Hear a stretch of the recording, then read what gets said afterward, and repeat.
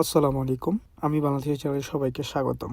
স্ক্রিনে আমরা দেখতে পারতেছি উজবেকিস্তানে তাশকানে অবস্থিত বাংলাদেশের দূতাবাস। মোহাম্মদ মনিরুল ইসলাম 14 তারিখ তিনি বিশকেকে বাংলাদেশিদের সাথে আলাপ আলোচনা করেছেন।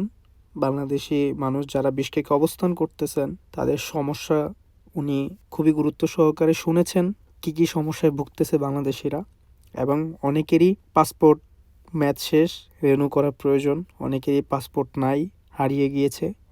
তো এই সকল সমস্যার সমাধানে উনি গুরুত্ব সহকারে দেখতেছেন, এবং আমাদের বিশকেকে অবস্থিত যে সকল বাংলাদেশির ভিসা নাই, নানা রকম সমস্যায় ভুগতেছে, ভিসা রিনিউ হচ্ছে না, এই সব কিছু উনি খুবই গুরুত্ব সহকারে শুনেছেন এবং তিনি আশ্বাস দিয়েছেন যে এই সমস্যার সমাধানে তিনি সর্বোচ্চ চেষ্টা করবেন। এবং তিনি এটাও বলেছেন এখন থেকে বিশকেক থেকে যাদের পাসপোর্ট নাই বা হারিয়ে গিয়েছে তা রিনিউ করা যাবে, এই ধরনের কার্যক্রম তিনি দ্রুত শুরু করতে যাচ্ছেন।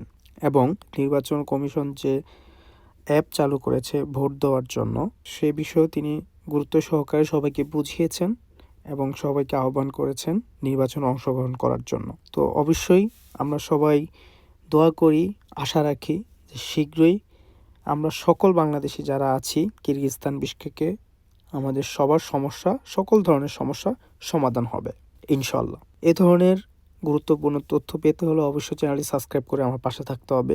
আমি চেষ্টা করব নতুন নতুন তথ্য আপনারা যারা পান না বা আপনারা যারা জানতে চান আমি আমার ভিডিওর মাধ্যমে তুলে ধরার। সবাই ভালো থাকবেন। আসসালামু আলাইকুম। আর কোনো কিছু জানার থাকলে অবশ্যই কমেন্টস করবেন, আমি রিপ্লাই দেওয়ার চেষ্টা করব। সবাইকে ধন্যবাদ।